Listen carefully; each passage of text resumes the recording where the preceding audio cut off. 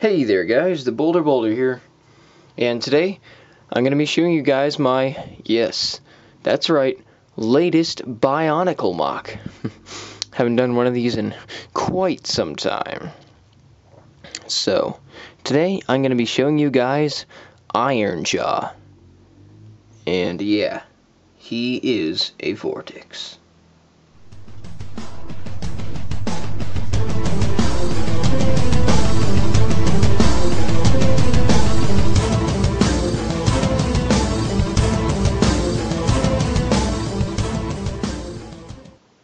Alright, so here is Iron Jaw.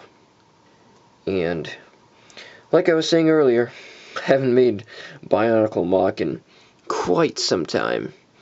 And I've been wanting to do a Vortixx for who knows how long. And I've specifically wanted to make a red one, or to at least have red parts on this anyway.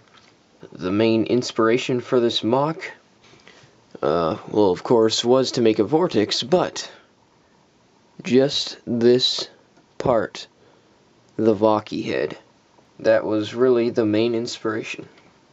You can get a look at it right now as it zooms in. So, it should focus. Yeah, there it is. The red Vortixx head. So, that's pretty much how this whole MOC started, just from the head. And I added on the rest of the body and continued to work on it. It took me a while to make this one. I tried to make it in a very interesting and unique design, which is what happened. So, first I'll give you a 360 view, and then I'll show you why he's called Iron Jaw, but you may be able to tell simply by looking at him and his design. So, as you can see, on this one side there's red, and this other side it's mainly silver and gray, and some black in there. But, the main color scheme throughout is red and black and some gray, light gray parts in there, and then got silver and gray on this side. So black and red, silver and gray, basically. And so now I'll show you a real close-up of his head and the reason why he's called Iron Jaw. Because, well, his bottom jaw is made out of metal now, as is half his body. Well, his name, Iron Jaw, that he's called now, is really just a nickname, technically, but very few people really know his actual name. And the few people who do know his actual name prefer to refer to him as Iron Jaw as well. So, he's pretty much known by everyone as Iron Jaw. As you can see on this side, he's got light gray part. You got black on this side. Got some gray on here. This one has the little rivets, I believe, is the correct term.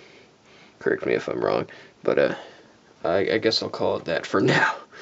I wanted that to look like bolts and stuff. Same thing with this gray piece right here. What I used to connect his jaw to his head. It looks like a big bolt or something. And he's got big shoulder armor. I wanted to make sure to add that because, I mean, I wanted him to look very strong. And so here's a look at the torso. This part took a good deal of time to design, actually, even though it looks kind of simple, yeah, but it took me a while to do. I'll remove his sword back here, his giant sword, and I'll get to that in a moment. But here's a look at his back. This part, I think I really like the look of this. It goes from point out and then back down to a point, which looks pretty cool in my opinion, you know. The back definitely looks complete, and I think I did a pretty good job at covering up, except for like right there. But really, from most angles, you can't really tell, except from directly on the side. But most of the time, you're not going to see this guy directly from the side. So now here's a look at his red side. This is what he used to look like on both sides. He was a symmetrical guy, but because of some incident, I'm not really sure what all happened, and nobody would dare to ask him because it brings back bad memories, and he could possibly become violent because they're so traumatic. So nobody knows exactly what happened. All I know is it must have been so catastrophic that he lost some limbs and lost his jaw, and lost half his body. I mean, something terrible must have happened. Either that or something happened to his arm and leg and half his body, basically, and that they had to be amputated, and now has completely robotic parts. I mean, he's a biomechanical character, but half his body now is completely robotic. Nothing, well, biotic about it. So now I'm gonna show you guys a close-up of the robotic side. The upper arms on both sides are pretty similar for the most part, except for these parts that I've used to connect on both sides. But besides that, the design is pretty similar. The lower arm, on the other hand, is completely different from that of the other side, where it has no armor on back here. This one does. This one has a different design hand than this side. And with the claws on his fingers are shorter than these ones, except for the thumb. And now here's the legs. Now I'll continue with the red side. Here's a look at the upper leg. As you can see, these designs have a couple of similarities, but I use different colored parts and some different types of parts on each side. I think this red side looks pretty darn sweet. I actually got inspiration from actual Bionicle sets to make these feet, but I didn't do a complete copy. Sort of like what I did with Rudaka on Shakir, where I had inspiration from Rudaka. I created my own foot using parts of the designs of actual Bionicle sets. And so this is the result. This was one of the Makuta Pterodax, I believe was the name of the set, from the 2008 series, I believe. Yeah, 2008, 2009, somewhere around there. Then right here on this side. This was from Carzani, that's right, from Carzani. This was originally from the design of Carzani, but I modified it and added more parts so that it would be, for the most part, equal in height as this other side. But I had to have them be completely different in design because, well, I just really thought that would look pretty sweet if he just had that.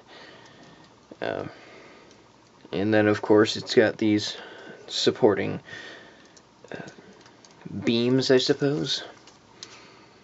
And to hold that ball in place and to make sure that the piece doesn't go around in there, I've got this little bushing right here, which I saw on an actual Bionicle set. And so I've used it on here. On this side it also has that. Very good articulation with all of the joints. And I tried to cover up as much as I could on these parts. So all over, I think this MOC turned out pretty well, actually. Very unique design, especially. But now, here is the sword. This giant thing. It's, yeah, massive. I definitely wanted a giant sword for this guy. I mean, originally I had this middle piece right here, but, I mean, that's been used quite a bit on plenty of MOCs that I've seen before, and I don't want to just reuse stuff or use the exact same stuff, so I want to make something very unique. So I used a piece that was from the Hero Factory series. I actually got that special 3 connector point part. There you go, that's a better view. And from that little Hero Factory exclusive promotional set, that's right, with the black brain and this fire sword. That's what I used for that. And so his red side holds it, since the design is actually able to hold it. On this side, I'd have to remove this third finger to be able to do that. But I thought it looked kind of goofy with only 3 fingers, so I kept that 4th one on there. So, now I've got 4 on this one, and I take one of these pieces with a little connector, put that on the bottom, like so. And thankfully, the joints that I used on this side were pretty strong, and are actually able to hold up this giant sword. For the most part. The only way it really has any trouble, or well, there, it's holding it out. That's very good. When I was originally designing this, I was debating if I should use those Hero Factory friction adder pieces, but I found it wasn't really absolutely necessary. And I was really glad the parts had enough friction on them by themselves to be able to hold up the sword, though there are a few limitations. Also, by the design, it can't go straight up as well, and it'll just fall down like this, which is unfortunate. But you know, there are some limitations, so I'm thinking about modifying his design a little bit and then I'll show you guys in another video sometime. But for now, I'm pretty satisfied with the design. You know? Like I said, unique, and I think it looks pretty cool. So, that's all I got for you guys. Thank you very much for watching and subscribing and hitting that like button, all that great stuff. And, see if we can zoom out a little bit right here. Yeah, so get that sword back in frame. please be sure to check out my Facebook and Blogspot pages, because on Facebook, as usual, I'll have exclusive photos of my MOCs. Be sure to check that out and hit the like button on that page as well. And on my Blogspot page, I've got my story, which is currently being posted, The Plan, and which is part of my Fall of the Hero Factory series.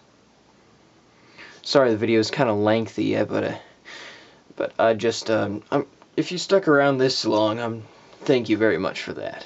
So, also you could check out my Google Plus page that I have for theBolderBoulder as well. So, if you'd like to do that, please be sure to. And then add me to the circle or +1 posts and things like that.